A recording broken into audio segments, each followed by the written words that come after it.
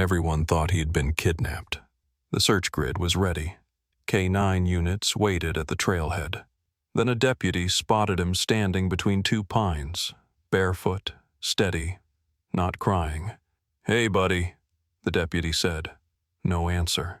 The boy's eyes tracked the badge, then the shovel strapped to a pack. "What's your name?" Silence. He wasn't lost. He was waiting. A second officer crouched. "Where are your parents?" The boy's gaze shifted to a patch of ground, flat and dark, as if something had been pressed down there. He didn't point. He didn't move. "They're here," he said. The wind dropped. Radios crackled and then went quiet. "Here where?" The boy blinked once. "Under," he said. The word hung there, heavier than the trees. The officers looked at each other. Kidnapping didn't fit anymore. And if this wasn't an abduction, what was it? Tape went up. Photos were taken. The boy watched the shovel like it was a clock. He whispered, "Don't make noise." They walked him out slow. No sirens. At the cruiser, a blanket, water, gentle questions. "Are you hurt?" He shook his head. "Do you know your name?" Another shake. Dirt ringed his ankles, like he'd stepped out of a hole. At the station, a social worker noted the calm. Too calm. The boy sat upright, hands flat on the table. "Tell me about your parents," she said. He breathed in. "People will be mad if you dig." "Who will be mad?" "The ones under the trucks." A detective paused. "Which trucks?" He angled his head, as if listening for an engine that wasn't there. "The big ones. They bring dirt. They cover." The word cover landed like a nail. A map came out. "Show us," the detective said. The boy traced a line from the woods toward a closed road near a gravel yard. His finger stopped on an X someone had spray-painted weeks ago. "Temp works." "There," he said. "But be quiet." He tapped the table twice. "They hear." Blue lights stayed off as two cruisers rolled toward the gravel yard. The boy rode in back, eyes fixed on the road shoulder like he was counting posts. At the fence, the deputy killed the engine. Night insects filled the air. "We wait," the boy said, voice low. "No metal sounds." The padlock lay open, as if someone expected to return. Inside, tire ruts crossed fresh fill, pale on dark soil. A foreman's trailer sat dark. An orange X bled on a stake. "Temp works," tilted by wind. The boy stepped once, then stopped. "They don't like steps." "Who?" "The ones who sleep." A detective swallowed. "Show me where we whisper." The boy pointed to a rectangle where the ground looked pressed and smooth, like a bed made too fast. No footprints, no weeds. He touched his ear. "Trucks come when owls talk." The deputy nodded to the team. No shovels yet, just flags and string to mark edges. The boy lifted the blanket to his chin. "If you dig, dig soft." A judge signed off by phone. The team moved in with quiet hands. No clanks, no radios, just gloved palms and slow breaths. A thin rod tested the ground. It met something. Not hard, not stone. Resistance, then give. The boy flinched like he felt it in his ribs. "Stop there," he whispered. "Corners first." Dust rose and hung.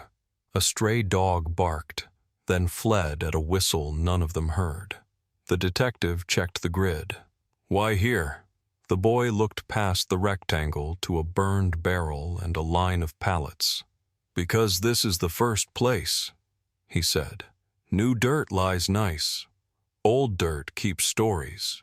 The rod went in again, 3 feet from the last mark.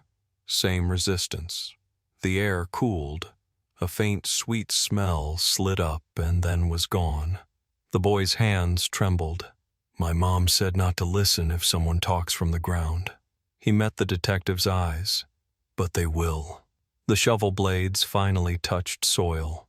"Soft," the detective said. All of you. Soft. At 12 inches, the soil lightened. The probe met plastic. A corner lifted with fingers. No metal scrape. Beneath lay damp sawdust, the kind used to keep smells down. The detective rolled a pinch and let it fall. Fresh, he said. The boy watched the edges, not the hole. They tuck the air in, he murmured, so it doesn't leak. A glint. A zipper tooth. Not a bag. A jacket. The fabric was small, floral lining. Mom's scarf had leaves, the boy said, then shook his head. Not this. They paused. Highway noise hummed. A distant horn counted miles. The second rod found the same give 30 inches along the string. Palms scooped in quiet strokes, pushing soil like water. A thin metal tag surfaced, bent and blank. A faint sweet note rose and was gone. We're close, the detective thought, then corrected himself. Or someone staged this. He faced the boy. Is there another place? The boy nodded toward the pallets. They tried 2 beds. They shifted to the pallets. Underneath, crushed stone lay darker where rain had pooled. The boy crouched, 2 fingers hovering above a faint rectangle as if feeling heat. Here. They changed their mind when the rain came, he said. They said trucks sink. A night rig growled far off. Everyone froze. Headlights washed the fence, then drifted on. The boy counted axles under his breath. 1, 2, 3. The sound faded. Stone slid aside by hand. The rod kissed fabric, then wood. A crooked nail held a thread the color of dried berries. The boy looked away. Mom wore that color, only on Sundays. A technician bagged the thread. Keep it gentle, the detective said. The shovel's lip found a seam. Cold air exhaled from a void, the kind that lives under tarp. If you hear knocking, don't answer, the boy whispered. No one smiled. The detective steadied his voice.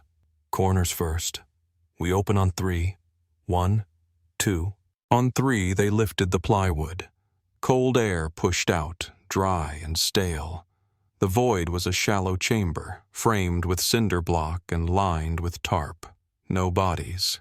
2 long impressions in the dust, side by side, as if people had lain there and left in a hurry. A paper cup on its side.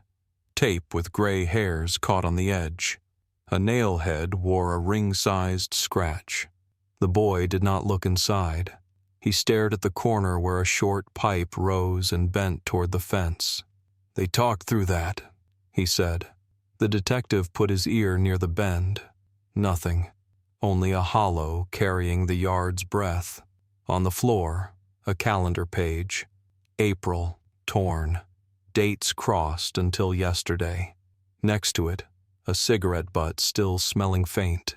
We're late, a tech said. The detective studied the dust. Fresh shoe arcs, small stones dragged, a path leading to the far wall. He pressed. The panel flexed like a hidden door. A faint tick below. He swept seam. Overlapping arcs, one small, one heavy. The boy whispered, They left when the birds stopped. They eased the panel back.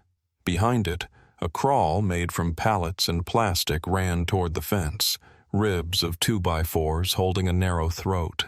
Fresh scrape lines marked the dust to a cut post where the vent pipe met daylight. They crawl when the owl calls, the boy said. The detective backed out. 2 impressions, recent smoke, a live vent, a path to the road. No bodies yet. Hold excavation. Perimeter. Silent, he whispered. Units drifted to the highway turnoff with lights blacked. By the orange stake, a second rectangle gave under the probe. Palms skimmed soil. Inside, bundled clothes, a scarf tassel, 2 rings on wire, a handheld recorder sealed in plastic. Decoy, a tech breathed. The detective turned the recorder. A red tick stared back. He clicked. Static, then a woman's whisper. "If you're not them, don't dig loud." The boy covered his ears. "Not here," he said. "They listen when the ground shakes." The detective killed the tape and bagged it. A low engine swelled from the dark, heavy and close. Trucks. The growl became two shapes at the fence, a dump truck and a pickup rolling dark, engines low. The deputy sunk lower behind the pallets. The boy pressed his palms over his ears. "Don't breathe loud," he whispered. Chains kissed once. Everyone froze. Two men climbed down. One checked the open padlock, shrugged. The other walked the yard like he knew every rut. He knelt by the vent pipe, gloved palm over its mouth, feeling for air. He pointed at the rectangle the team had flagged and made a small circle with his boot. The dump bed rose an inch, then two. Dirt began to slide, soft, a heavy blanket. The detective mouthed, "Plates." A tech leaned, counted digits in the gloom. Diesel drifted. The boy squeezed the detective's sleeve. "They wait for the bird," he said. As if called, an owl gave one clean note. The men stopped, listened. Then one lit a cigarette, the same brand as the butt below. He flicked ash at the rectangle. The bed climbed higher. The ground began to disappear. The detective made the split with his hands, two to the road to shadow the pickup, the rest to hold the yard silent. No radios, just nods. The boy shook his head once, sharp. "Not loud," he warned. The dump finished early, a rough cover, not tamped. Good. Evidence still breathed under the new layer. The men chained the gate, left it slack like before, and rolled out nose to tail. The deputy counted to 10 and eased after them with lights dead, another unit drifting wide to catch the plate at the bend. The boy touched the map in his lap. "River Road," he murmured, eyes on nothing. Back in the yard, the detective and two techs moved to the vent and listened. A thin hiss came and went, like a bottle cooling. He slid a hand down the pipe and found tape, then a knot of fabric tied around a small tin. Inside, folded tight, a strip of paper. We moved north, ditch past the mile sign. Quiet. The detective looked at the boy. He only nodded. "They're not far." They took River Road dark, speed low, windows cracked to hear the night. A bent mile marker leaned at the ditch. The numbers shot through. Fresh slide marks ran from the shoulder into clay. "Stop before the gravel changes," the boy said from the back seat, voice flat. They killed the engine and walked the rest, boots careful in the weeds. The ditch held new sod laid too neat for county work. A probe eased down and kissed plywood. No clank, just the dull push of covered space. Ruts showed a tailgate had backed once, then hesitated. The detective raised a palm. "Noise cover only." They waited for a freight to howl the bridge. When steel screamed, 3 hands lifted turf and board together.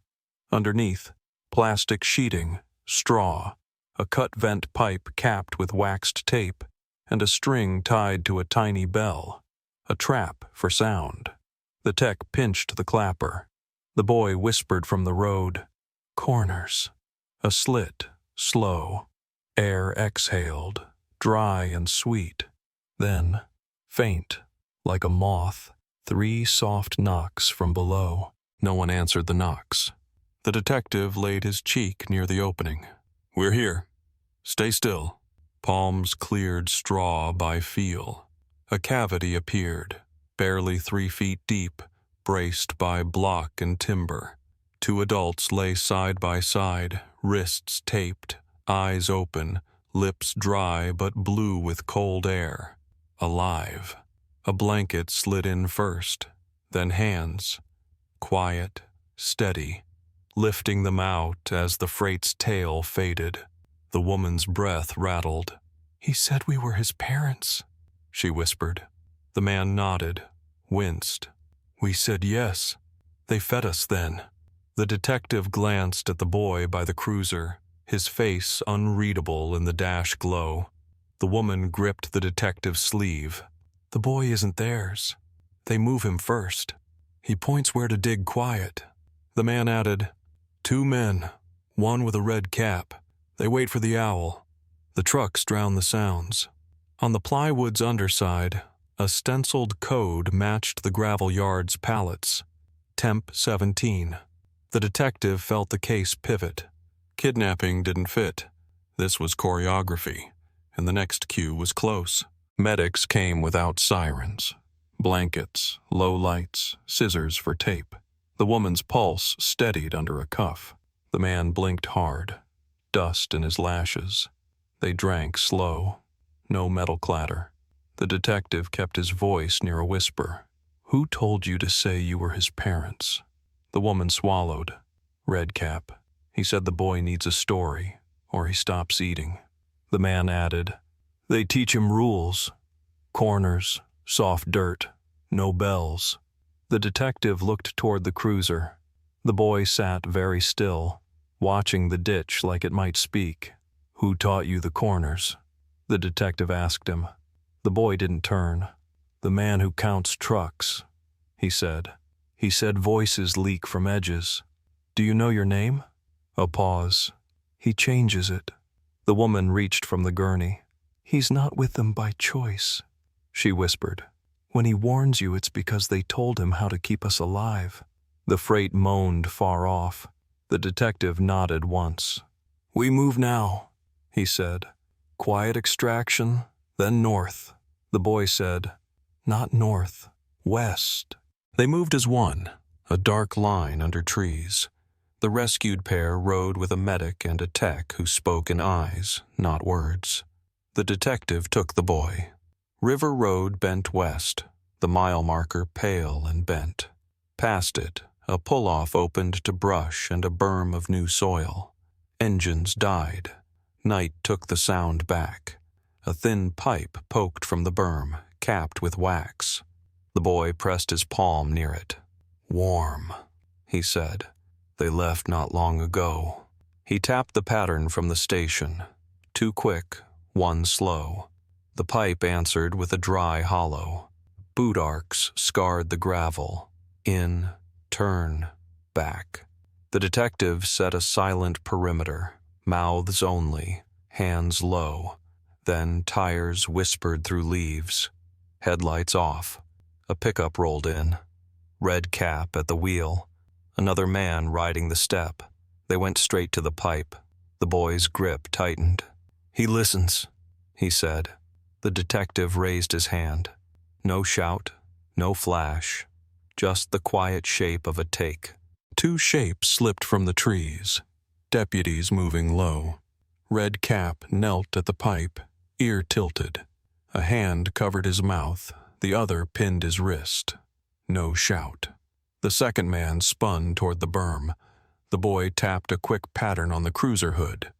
2, 1. The runner paused to listen, habit stronger than fear. A deputy took him at the knees. Silence held. Zip cuffs breathed once. The detective eased the pickup's tailgate. Inside, folded tarp, straw bales, sawdust sacks, a tin of tiny bells, waxed tape, and boards stenciled Temp 19. A notepad listed mile marks with circles around 2, a bent sign, and a bridge. The detective showed the boy the bells. He nodded. They hang them by the air pipes. Loud means bad digging. Redcap watched the boy. Corners. Then quiet, he murmured, like a command. The boy went still. The detective leaned in, soft. What's your name when you're safe? A long beat. I don't have it yet, the boy said. The pipe gave a faint, warm breath. We open, the detective whispered. Soft. They waited for a semi to climb the bridge. When steel groaned, hands moved, turf up, board up. Straw lifted by fingers. Warm air rose from a shallow chamber braced with block. No bodies. Fresh impressions. A cup half full. A heater tin still ticking. 2 ropes lay cut. A small pack held crackers, a child's shirt, and a card. Owl X2 equals move west. The detective bagged it. On the wall, a chalk arrow aimed toward a dirt track bleeding into brush. Boot arcs led that way, new, sharp. The boy crouched, palm near the vent tape. "They left minutes ago," he said.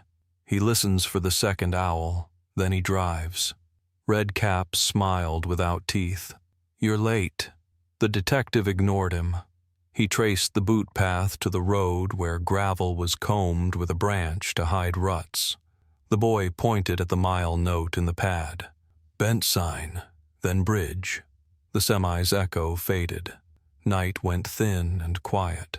The detective gave the signal. 2 cars wide, lights dead. Follow the combed line. "We don't lose the quiet now," he said. 2 unmarked units slid along the combed line, 30 meters apart, lights off. The track bent through scrub and joined a service road that ran under the bridge. Fresh gravel glowed pale. Heat shimmered above a pair of tire ruts. The detective raised 2 fingers. "Stop. Listen." Water hissed in the river. A horn moaned far away. The boy tilted his head. "He waits for the second horn," he said. "Then he crosses under." A reflector caught the sky on the abutment. Chalk arrows marked a loop like a clock. Someone had used this spot again and again. The deputy pulled a soft bag from the trunk. A fold of quiet spikes, rubber-backed to keep them from clinking. Hands set them down like placing cards. The boy pointed at brush. "Hide there. He checks the ground first." A low light crept along the service road. No headlights, just a dim dash. A compact SUV with a short trailer. It rolled slow, pausing at each chalk arrow. The detective breathed. Patience. The second horn crawled across the river. The trailer eased toward the spikes. Rubber whispered as the trailer kissed the spikes. 1 tire sighed and slumped. The SUV bumped, stopped. Doors stayed closed. The detective counted with fingers. 2, then 3. They moved. Driver out, hands taken, no shout. A pocket radio chirped an owl tone before a deputy killed it. Key ring rattled once, then was still. The boy stood by the trailer latch. "Bells," he warned. A tech pinched the clapper through the grate, then eased the latch. A freight screamed the bridge, and the door rose under that cover. Inside, a narrow bay, 2 roll mats warm to the touch, a heater tin, a crate of crackers, and a steel locker bolted to the floor. The lock turned. Index cards lay inside, edges greasy, mile marks, pipe sights, rules, corners, bells, owl X2. A photo sat on top. The boy, younger, a different haircut, a different name written in marker. Under it, a receipt stamped "Temp Works" and a note. "Return the boy by dawn. He draws eyes." Chalk scratched the wall. "Mile 12 culvert." The detective looked west. The night felt thinner. They reached mile 12. The culvert mouth sat low under the bridge, water whispering through. No headlights. Grate wired with 2 tiny bells, wax over the knots.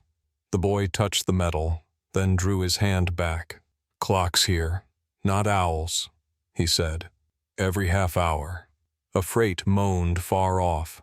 The detective waited for the echo, then slid a thin bar under a board set into the culvert wall. It lifted to a narrow pocket. 2 warm mats, a heater tin, a capped vent pipe, a string tied to a bell with the clapper wrapped in cloth. A ledger lay in a plastic bag, edges greasy, mile marks, Dates, initials, temp 20.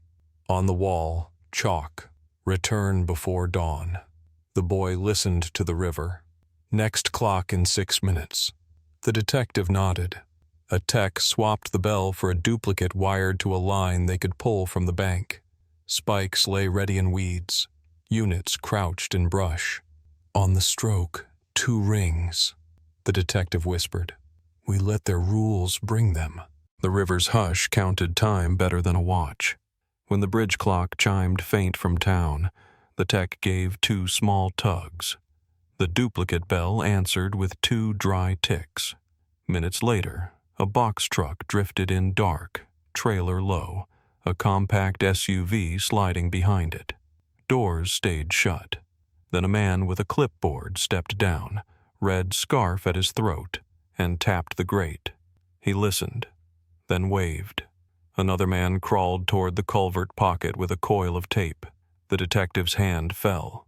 Deputies took the crawler silent. The clipboard man turned, froze at a soft tap pattern from the boy. 2, 1. Habit fixed him in place.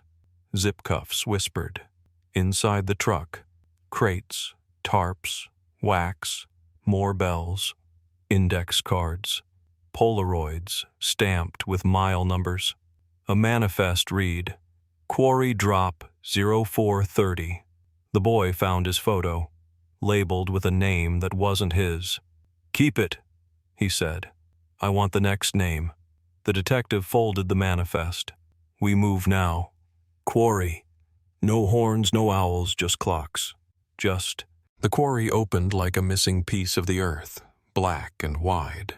A single green bulb burned over the scale house. Conveyor belts sat still, but a generator ticked as it cooled, counting down to the next run. The manifest said 0430. The boy stood at bin 3, palm hovering over gravel like he could feel breath through stone. He bent, rolled a rock aside, and showed a wax-capped pipe stitched into the slope. Here they use clocks, not owls, he said. When the shaker starts, voices hide. The detective set a ring of quiet. Spikes laid with rubber backs, cuffs prepped. No radios, only hands. A chalk mark on the bin ladder read, Clock 1 X test, X2 X open. Far off, a feeder kicked once, then went quiet. The boy shook his head. Not yet. A watch face glowed 0427. The scale bell pinged faint from inside, a dry, metallic hiccup. The generator coughed, caught, and the shaker began to rattle the hill. The boy whispered, Corners, and touched the pipe. It was warm as breath, warm as... Headlights stayed dark. A box truck rolled in on idle and settled on the scale. The bell pinged twice. A man climbed the bin ladder, tapped the chalk, and knelt by the wax cap. Below, hands were already moving.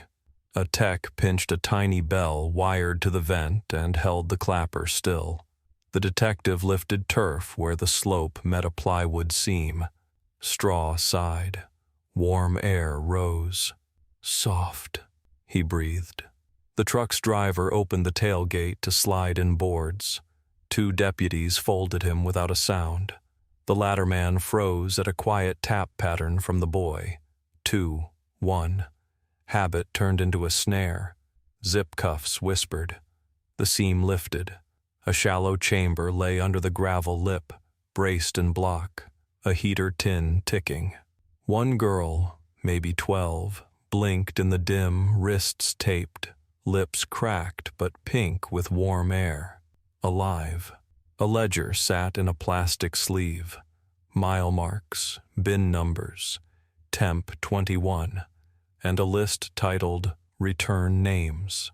The first line matched the boy's photo. He read it, then looked up. I don't want that one. Medics slid the girl a blanket and water, scissors whispering on tape. She blinked, found the boy, and managed a nod. You point to corners, she breathed. He didn't answer. The ledger showed next line items, bin codes, half-hour marks, a note. Office clocks. The detective sent 2 to the scale house, hands low, no metal. Inside, a cheap wall clock ticked with its bell wrapped in felt. A switch labeled open chimed the scale twice. A desk phone held 1 contact. Temp. The detective didn't touch it. He gave the quiet sign. At 04:59, the generator coughed again. He tapped the open switch. 2 pings. Minutes later, a white utility truck idled in, lights dead. A woman in a hard hat stepped out with a binder and walked straight to the bin ladder, eyes on the pipe cap. Deputies took her in 3 moves, silent. The binder fell open. Route maps, return names, cash sheets stamped Temp Works. The girl whispered, "He calls you Marker." The boy looked at the name on his photo and shook his head. Not anymore. Dawn thinned the quarry's edge to gray. The shaker died. Zip cuffs whispered. Evidence bags filled. Bells, wax, ledgers, Polaroids. The return names stack with the boy's line first. A page marked another site. Water plant sluice 0510. But the clock had run out. The detective radioed a low task force call. Voice flat, no sirens. The rescued girl rode out with a medic. The 2 adults steadied in blankets. Red Cap stared at the ground. The boy stood at bin 3, photo in hand. "Do I have a name now?" he asked. The detective kept it simple. "You get to choose, or you wait and choose later." The woman from the ditch reached from the gurney. "We'll keep you warm until you do," she said. The boy folded the photo, slipped it into his pocket, and looked toward the road where the owls had nothing to say. "Then I'll wait till morning," he said. The detective nodded once. "No more bells tonight." They left the quarry quiet, the rules broken, the clocks finally wrong. Dawn crawled over the highway as they rolled toward the water plant. No lights, just the pale wash of morning. The ledger's last line read, "Water plant sluice 0510. The boy sat up, blanket tight. "Not owls here," he said. "They use pumps. 3 hums, then open." A guard met them at the gate, eyes wide, keys ready. The detective raised a finger to his lips. Inside, concrete basins steamed in the chill. A deep motor throbbed once. Hum 1, then fell away. The boy pointed at a low trench beside a sluice gate. "They hide under where the water talks." A wax-capped vent poked from a seam, a tiny bell wired with felt. The team laid quiet spikes by the service lane and coiled a duplicate bell line in the weeds. Hum 2 rolled the rails. The boy breathed out. "On the 3rd, they think no one can hear." The detective set hands. 2 at the vent, 2 at the lane, 1 at the office clock with the felt-wrapped chime. He watched his watch die the seconds and waited for the plant to speak. Hum 3 hit, low and long. The tech gave 2 soft tugs on the duplicate line. The felted bell answered with 2 dry ticks. A white utility van slid along the lane without headlights and stopped by the trench. A man in a vest hopped down, tapped the wax cap, and reached for tape. Deputies took him quiet. Another went for the office door, hands, not keys, and froze the clock. The detective knelt at the seam. "Corners," the boy whispered. Turf and board lifted under the pump's roar. Warm air rose. Inside, a shallow chamber, heater tin ticking, mats still pressed, a tin of crackers open, 2 paper cups wet at the lip. No one inside. A ledger sleeve marked Temp 22, listed sites with check marks and a column labeled Returns. In a metal cash box, bells, wax, and Polaroids stamped with mile numbers. One showed the boy younger with a sticker of a rabbit on his shirt. He touched the edge, then set it down. "Not today," he said. The detective scanned the ledger. Next mark. Transit yard, 0620. He looked up. We're not done. The boy nodded. Clocks keep going. They reached the transit yard at 0556. No sirens. A guard waved them through with sleepy eyes. Rows of containers stacked 3 high. Forklifts sat idle, keys out, backup alarms cold. A yard horn clicked once, a dry throat before the hour. The boy pointed toward a blue container half hidden by pallets. A wax-capped vent poked from its rear, a felted bell wired low. Here they use the horn, he said. 1 to move, 2 to open. Quiet spikes went down along the service lane, rubber-backed. A tech clipped a duplicate bell line to the vent. The detective raised 2 fingers. Wait. At 06 Untuak, the horn gave 1 blunt note. A yard tractor rolled in dark. A man with a clipboard riding the step. He tapped the vent, listened, then signaled. Deputies took him and the driver in 3 clean moves. No shouts. The cab held index cards, mile marks, arrows back to the quarry and plant. The boy touched the container's corner. Corners first, he whispered. The horn coughed again. 2 quick notes. The detective nodded. Open soft. Hands slid the pallet aside. Bolts turned in cloth. The door sighed, not scraped. Inside, mat still warm. A heater tin ticking. Crates of clothes. 2 rings on wire. A rule board in chalk. Horn X1 equals move. X2 equals open. Bells equals quiet. The floor gave under a palm. A false panel. The boy tapped the pattern. 2, 1. A forklift beeped somewhere. A thin cover. They lifted on the beep. Warm air rose from a shallow space braced with block. A woman blinked in the dim, wrists taped but pink with heat. A small boy lay beside her, eyes open, dry but steady, alive. No cheers. Tape cut quiet. Water, blanket, slow breaths. The woman's voice rasped. North Gate, 6:20. Return handoff. The clipboard man stared at his boots. The detective bagged the rule board and the cards. On the wall, chalk arrows pointed to a lane labeled Engate. The boy folded the small boy's blanket tighter and looked at the clock on the scale house. 0607. He shook his head once. We don't use their horn anymore, he said. We use ours. The detective nodded. North Gate.